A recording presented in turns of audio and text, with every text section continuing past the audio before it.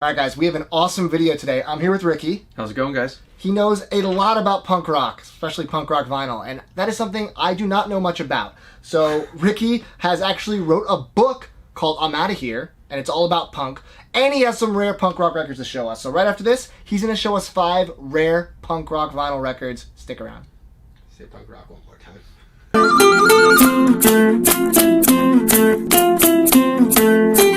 Thank you for coming, Ricky. Oh no, it's a pleasure to be here. I've been a fan since, goddamn it, Sandy's days. Wow, that is yeah. ancient. You guys might recognize Ricky. He's been in 2 of my Record Store Day videos because we always end up at Amoeba. Yep. And I walk down the line and I see a familiar face. I have to say hi. Absolutely. So he's always in line looking for punk rock, which is usually not what I'm in line for. But I like punk. I'm just not really that knowledgeable about it. We're going to change that. I've been a contributing editor for punknews.org for about 5 years. I wrote for New Noise magazine for about a year and a half.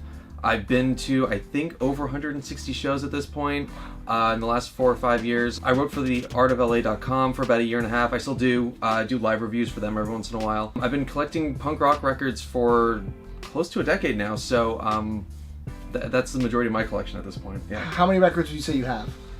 I mean, 7 inches must be, I think I counted around 200 regular albums. Trying to think, it's got to be closing in on around there too, maybe more. But okay. nothing like this. Nothing, not at all. Not the insanity that's in here. I know punk lives a lot on 7-inch. There are a lot of 7 inches for all punk bands. That's kind of like, I feel like it's like the scrappier kind of like, let's just get a song out there mentality. Yeah. Well, I mean, also, you know, you have a lot of bands doing this DIY, no label, just their own money if they can get it, and they can't afford to record a whole album in the studio, so what they'll do is they'll have an A side and a B side, and those, especially from like the 80s and the 70s, those actually are a lot of the more rare stuff, like especially the Misfit stuff. Oh yeah. Like it's like the Bullet 7-inch first pressing goes for literally thousands. Let's see what you brought me. I want to learn about some punk that I may or may not know. I don't even know what he brought, so I'm excited to see. Cool. And they're rare, so I'm going to steal them when the video's over.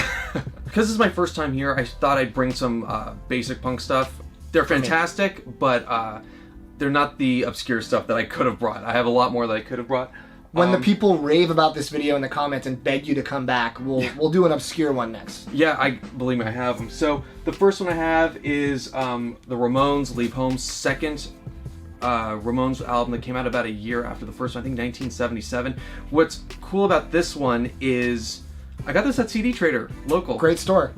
I did a video at the store with Sandy back in the day. I did watch that one. What's cool about this one is this is an original, but it's a demonstration record. Like it's a demo for like radio stations. And oh, stuff cool. Like that. So it's not, is that the same as a promo or no? Oh yeah, it's a promo. Okay. It says it has like a gold seal here. It says not for sale and all that stuff. And they sold it like monsters. But what's really cool about this is the song Carbona Not Glue was later taken off when the album originally came out because they thought it was going to be a copyright issue with the actual company called Carbona. They switched out that tune for like Sheena's a Punk Rocker and Babysitter. So cool. This one has it on there, and that's why I decided to opt for this. I'm wondering if I know any of these songs on here. Are there any singles on here that I would know?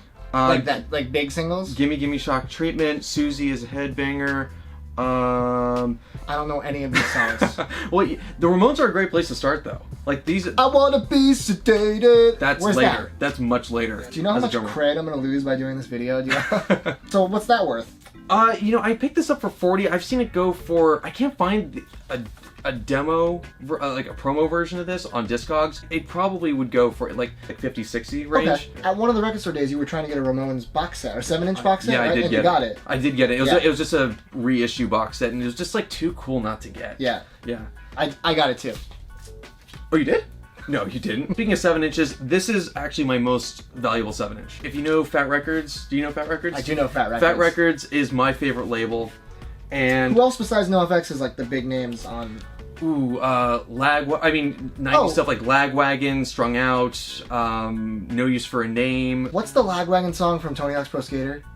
Was it May 16th? May 16th, that's like their like, that's a great song. If I like that song, would I like their discography? Should I dive more into it? Yeah, I mean, I know you like the more melodic stuff. Mm-hmm. I think you wouldn't do too bad in looking at the Fat Wreck stuff. If you like, it's like they call it like melodic hardcore because it uses melodic. Yeah. They have melodic vocals and like Bad Religion is a good example. Love Bad Religion. Cool. They have like 3-part harmonies, but like they have a lot of fast licks and riffs throughout their songs usually. Good Riddance is another band actually. That's pretty good too. Great Green Day song. Yep. Nope. Not what I'm talking about. Fat Records, what they do is they have like their store in San Francisco, and I was living up there when I was in college. Okay. And every month what they do is they'll put out a special edition pressing of a release that they have. And I happened to go on Record Store Day, and they announced that this NoFX 7-inch, this is 2013, I believe. Whoa, that's like an ancient Record Store Day too. Yes. And they were selling only 100 of these. This was like a $30 7-inch, which is embarrassing to say, Well, but it's probably worth a lot more than I'm guessing. yeah, I've seen it go for like 120, 130 maybe. And but what's cool about mine is their guitarist Melvin was doing a DJ set there, and Of the Melvins. nope, no, wrong band. Nope, I got him to sign it actually. Oh, nice. The colors are different from the original like first edition pressing, which is like red and cream. He wrote his band name on there just in case you forgot that this was NoFX. Yeah, it definitely doesn't say it on the cover Yeah, either. he's just like, just in case you forget who Melvin is. Yeah. Not from the Melvins. No, but idiots. it's gotten offers, and I'm not letting this one go. I'll give you $20 for it. Everyone should know the Dead Kennedys, Fresh Fruit for Rotting Vegetables. Even I know Dead Kennedy. This, in my opinion, is probably the best punk record ever, and they were pioneers in hardcore too. This is actually a first pressing, and what's rare about this is only the first pressing had an orange photo. It later became black, and the way you can also tell this is a first pressing is the band on the back here, which Oh. I'll show the camera in a second. Yeah. You'll see on the second pressing, their heads are missing. The later pressings also didn't have the song Police Truck. It later went on the Holiday in Cambodia single. It's a holiday in Cambodia. I only know that because of Guitar Hero. This also has the original poster and lyric sheet in there too, so that's Wow. why I picked this up. I've seen this go for like also like 120, but I got this for like 60. Nice. So That's a good deal. yeah, oh well, it was a steal. And then so that's just a black one, and then later at the same store I managed to get, this is a second pressing, a British pressing, and you can see Oh, their heads are gone. the heads are gone. I thought it was be a little bloodier than that. I thought it would be a little more like gory, and No, they just photoshopped them out yeah. with Photoshop that existed back then. In the in 1980. So, but this is a cool one because this is white from 1980. Nice. So, Oh, that's true. There wasn't a ton of colored records back then. No, so, and this one does not have Police Truck on it. This is hands down my most valuable record. Just straight up my So most valuable should I record. just like punch it? Oh, no, I've only played this once. Like I Wow. can't. I've had this, God, at least 5 or 6 years. This looks valuable. I of course I know the band, but this. So a lot of people know the band now. This is a record from 2000, which was not a friendly year to vinyl at all. This is Against Me's self-titled 12-inch EP, and it is not what you hear now, like on Shapeshift with Me. It's borderline crusty. What's really cool about this is that it only has one song on here that the band still plays. It has Walking is So Honest, which if longtime fans know, that the band plays that all the time. And then a bunch of songs that they never play. What's rare about this record is that there was like a mistake or something, and what happened was some like 50, only 50 that were sold had like an actual like certain stamp. And then another 95, which is this one, has like a pamphlet and a lyric sheet. I don't think more than 1,000 were sold, but this one has sold for over 300. I managed to get this guy on eBay to get down to like 190 when he wanted like 250. But I remember sitting in my dorm in college and being like, I'm just gonna kick myself if I don't get this. It's one of those records where it's like you might never see it again. So yeah, Is it signed on the front too? Yes. Against Me came and did 2 shows at the Roxy, and then on Sunday they did a signing at Origami Records, and you can actually see me in the documentary getting it signed. Oh, wow, that's so awesome. This record actually was out before any of the band was actually a 4-member band, so Yeah. I got Laura Jane Grace to sign it, and that's probably what makes this worth even more What now. did she say when she saw this? The Was she band, like, whoa! that's exactly what happened, and all of them were all like checking to see it, like just took it from me, and they just started opening it and seeing what was in it and to see if the stamp was there. It's just standard black, but it is. Are there colored versions of this or no? No. So this is the pamphlet, and it's in really good condition too, and it has all these creepy.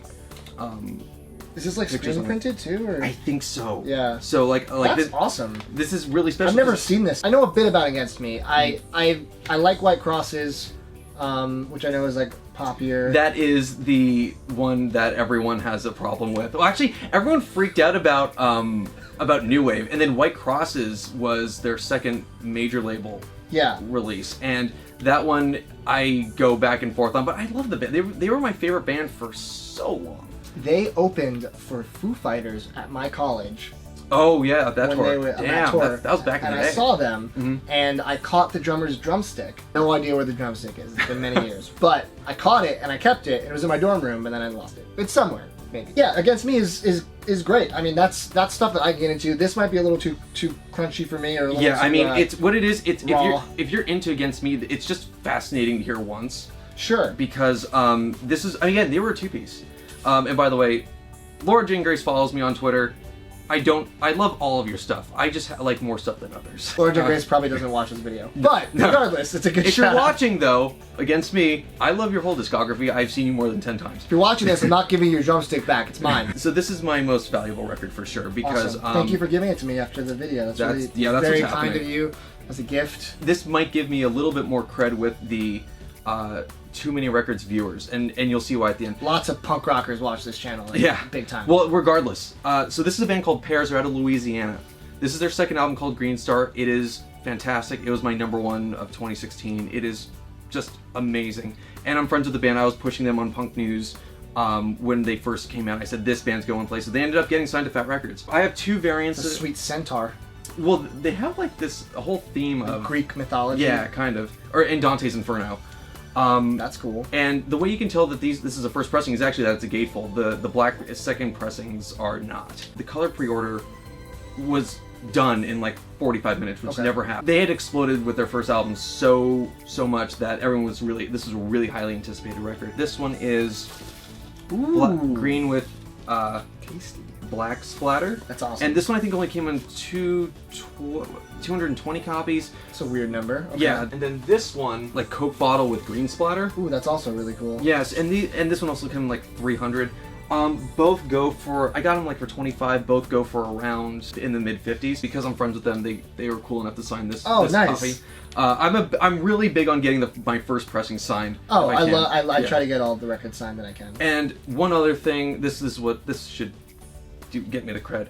Can you read? Hang on a second. Can't read. Can you read that name right there in the liner notes? Ricky Frankel. That's your name. That's me. I was thinking the liner notes in this record. That's cool. Yeah, so That's awesome. So that's 5, I believe. Pears, good band, Amazing. grapefruit. This is awesome. I'm actually going to listen to each one of these releases and tell you what I think of them. Cool. Right now. This video is going to be 6 hours long. I'm really excited. I always want to expand my punk rock tastes, and it's so minimal. I joked around a lot in this video, but that's because I was nervous that I don't know anything about this. But you're a good resource and a good friend to be able to teach me this stuff. Absolutely. I'd be happy to come back and bring more. The other thing that people should realize, just music fans should realize, CBGBs were kind of punk started. That scene only happened like 5 years after Woodstock.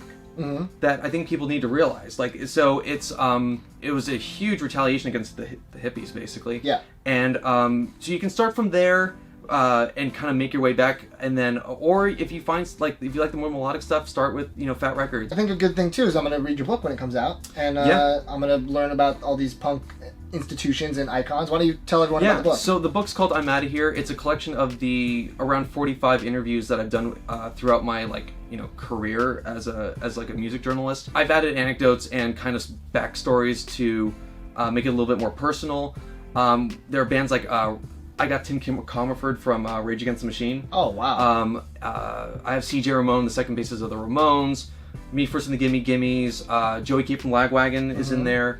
Oh, that's Joey Cape. I know that name now. In the punk DIY fashion, it's self-published, self-funded, and falling apart, tattered, very punk rock. If you want to pre-order it, it's you can go to I'mOuttaHereBook.com. I'm doing it through Store Envy. If you want to hear and if you want to see updates, I'm at DesertBurst92 on Instagram and Twitter. I'll put all that in the description so you guys can follow Ricky, pre-order the book. If you guys like this video and you want to see more punk rock stuff, I can't help you out, but I can bring Ricky on and we could do some more. So leave a comment. What's your favorite punk record? What should I listen to as someone who's a novice with punk? Where should my intro be? Educate me. Yeah. Thank you for coming on the show, man. It was Absolutely. fun. No, I'm a huge fan, so this is great. Absolutely. Well, guys, more videos soon, as you know. Like the channel, subscribe to the channel, do all the good stuff.